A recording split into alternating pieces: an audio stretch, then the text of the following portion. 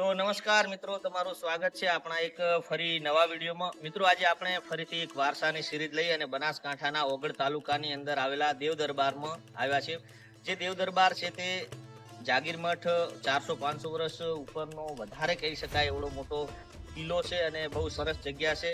અને દેવ દરબાર એટલે કે ઓગળનાથ મહારાજ હતા, જેમણે ઓગળની અંદર તપ કરી જગ્યાને ઓગળ કહેવાય ને અહીંયા જગ્યાએ એમણે મઠની સ્થાપના કરી હતી. આપણે એ જગ્યાએ જઈ અને આ મઠ ઉપર 16 ગાદીપતિ આવી ગયા મહંતો, અને હું તમને અંદર કિલ્લો બતાવું. અંદર કેવી સરસ મજાની સુવિધા છે અને સારું છે, અને અંદર સંતો મહંતોના પગલા છે. અને આપણે મેન ખાસ તો વારસાની શોધ સિરીઝ એટલે કે આપણે મેન તો આમાંથી જેનું જૂના સમયનું બાંધકામ છે અને એ કિલ્લો છે અને કેવો છે અને કેવો હતો એ બધું જોવાનું રહેશે. તો વિડીયોમાં જોડાયેલા રહો, બહુ મજા આવશે.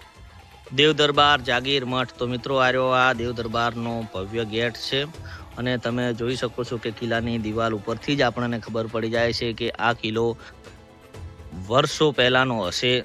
1-2 વર્ષ, 200-500 નહીં, લગભગ આ 500 વર્ષ કરતાં પણ વધારે જૂનો છે. અને બારે પણ આ કિલ્લાની દિવાલ છે, એમાં પણ જૂની મૂર્તિઓ છે, જે સરસ મજાનું શિલ્પકામ કરેલું છે. મૂર્તિઓ અત્યારે આપણે ઓળખવી થોડી મુશ્કેલ થઈ શકે, પણ આ બધી આ મૂર્તિઓ એ વખતના સમયની છે, જે સમયે અહીં કને દેવ મઠની સ્થાપના કરવામાં આવી હતી ત્યારનો.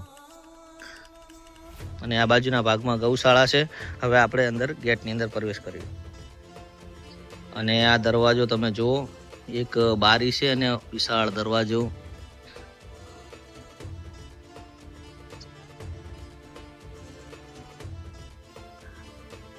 અને આ બંને બાજુ ગોખલા છે, ઉપર પણ છે ગોખલું, આ બાજુ પણ, અને બીજા વિશાળ જગ્યાની અંદર છે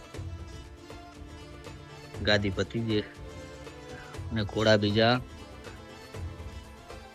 આ અશ્વ પાઠશાળા છે મિત્રો. આ જો સામે લખેલ છે શ્રી દેવ દરબાર જાગીર મઠ અશ્વશાળા, અને આ કિલ્લો છે આખો.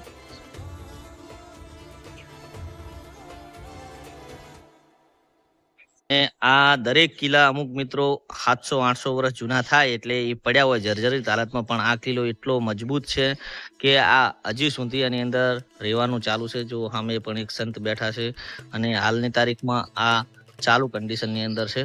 સામે બાપુની ગાદી છે. અને આ દિવાલોના દરેક દિવાલના તમે ચણતર જો, જે કિલ્લો હશે એનાનું ચણતર બહુ મોટું જ હશે.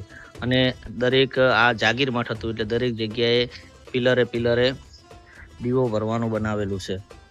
અને હવે આપણે જઈએ અંદર સંત મહંતના દર્શન કરના. જો વારસાનો ઉત્તમ નમૂનો આ છે કે મિત્રો, દરેક કિલ્લાની અંદર આવી રીતના ખીલા તો હશે જ, ખીલાવાળો દરવાજો હશે જ.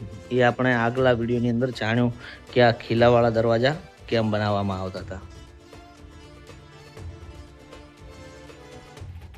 અને આ રહ્યા આપણી જૂની તોપું છે આ જગ્યાએ જાગીર મઠની, 700-800 વર્ષ જૂની. અને મિત્રો, જ્યારે પણ શસ્ત્ર પૂજન હોય છે ને, ત્યારે આ જગ્યાએ શસ્ત્ર પૂજન પણ કરવામાં આવે છે. અને આ કિલ્લાની દિવાલ છે, અહીંથી ઉપરથી કિલ્લા જવાય, પણ આ ઉપરથી દિવાલ બંધ કરી નાખેલી છે.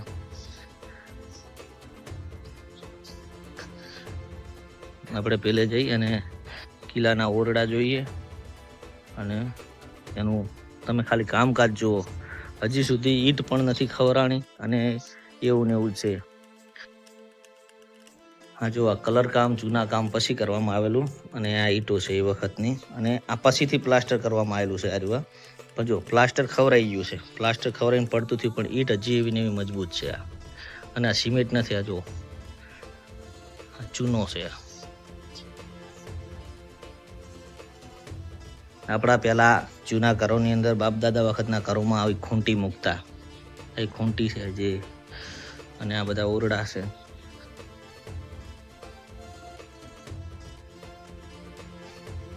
અને આ જે સંતો મહંતો થઈ ગયા એમના પગલા છે આ જગ્યાએ.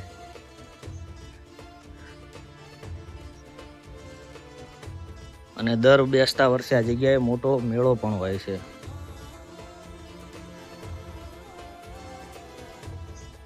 જે આપણે આ બધાએ દેરીઓ બનાવેલી છે પગલાની, એ સંતો મહંતોના આપણે ફોટો છે, એની અંદર બધાના દર્શન કરશું આપણે. અને જહુ માતા, નકળંગ, ઈંગળાજ માતા અને ઓગણનાથ બાપાના પગલા અને દર્શન કરી નાખીએ આપણે. આ ઉપરલી મેડી છે. આ જે ઉપર મેડી બનાવતા પહેલા દરેક કિલ્લાની અંદર હશે. આ આવી જો મિત્રો આપણે દર્શન કરતા હતા અને આપણને એક સમાધિ છે એ જગ્યાએથી ભવ્ય વારસો મળ્યો. તો મને હું બતાવું. જો આ જૂનું પ્રાચીન લોખંડનું પેલું શું કહેવાય ગાંડીવ છે. તમે આ જોઈ શકો છો. અહીંથી આમ ગાંડીવ પકડવાનું અને આ સાંકળ છે તીર મારવાનું. એ વખતના માણસો કેવા હશે કે જ્યારે તમે તીર ચલાવો, ગાંડી ઉપર ચડાવો તીર, ત્યારે આખું વળી જતું હોય છે. અને આ જૂની તલવાર મળી છે આપણને દાદા વખતે. ઓ બાપા, તલવારનું વજન એટલું છે કે જે આપણાથી પકડાતી નથી અને એટલી મજબૂત છે. બંને બાજુ છે તલવાર. અને આ મિત્રો અદ્ભુત વારસો છે આપણો. જય વગન્નાથ. જો આ મિત્રો આપણે બોણ તો જોયા કેવડા જેવડા બોણ છે. અને આ બોણ પણ જુઓ તમે. આ તલવાર છે. આ બાણ તો જોયું, તલવાર જુઓ. અને આ નાનું બાણ છે. અને આ જુઓ એમને પીવાની ચલાવ. આ જૂની છે, જ્યારે દાદા હતા એ વખતની. આ બધે બંને બાજુ મિત્રો આ કિલ્લાની ઉપરલી મેડી છે. તમે આ જગ્યાએ કાષ્ટ કલાનું કામ પણ સુંદર કામ કરેલું તમે જોઈ શકો છો. એવા સરસ મજાના તોરણ બનાવેલા છે. અને જે આને આ કુંભીઓ બનાવેલી છે એની માથે પણ સરસ મજાનું કામકાજ કરેલું છે. તમે કાષ્ટ કલા અને શિલ્પકલાનો ઉત્તમ નમૂનો આ કિલ્લાની અંદર જોઈ શકો છો. આ કિલ્લો 700-800 વર્ષ પ્રાચીન હોવા છતાં પણ આપણને એવું નથી લાગતું કે આ કિલ્લો જૂનો હશે.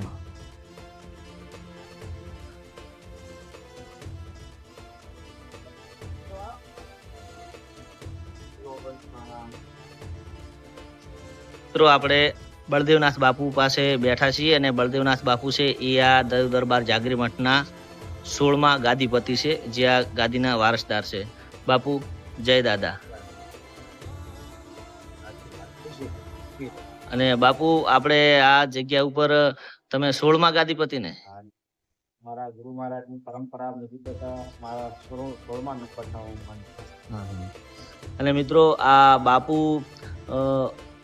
પાકિસ્તાનની અંદર હિંગળાજ માતાનું મંદિર છે એ જગ્યાએ પણ મહિનો દિવસ રહીને આવ્યા છે. માતાજીનું તપ અહીંયા કરીને આવ્યા છે. અને એક ખાસ વાત કે એ જગ્યાએ પાકિસ્તાનની અંદર પણ એક આપણા હનુમાન દાદાની સ્થાપના પણ કરી છે બાપુએ. શંકર ભગવાન હિંગળાજમાં મહારાજ 4 મંદિર, 4 મંદિર બાપુ અહીંયા બંધાયેલા છે.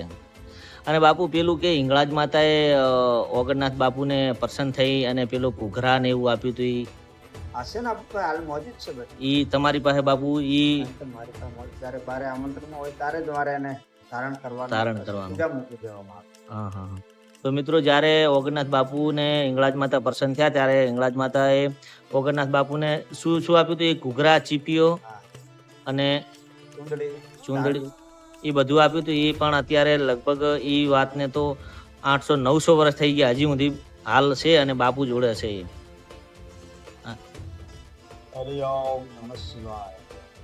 અને મિત્રો આ બધા જે ગાદીપતિ હતા એમના ફોટા છે બધા. તો અત્યારે આ જેટલા ગાદીપતિ થઈ ગયા એમના બધાના ફોટા અને પગલાં છે. જેમના ફોટા છે એ કેમેરાના સમયમાં હતા અને જે પગલાં છે એ જૂના હતા. જે વચ્ચે ઓગણનાથ બાપુ છે અને અહીંયાથી ચાલુ થાય છે ભિખારીનાથ બાપુથી કરી અને શેખ બળદેવનાથ બાપુ સુધી. આ દરેકના મહંતોના ફોટા છે. આ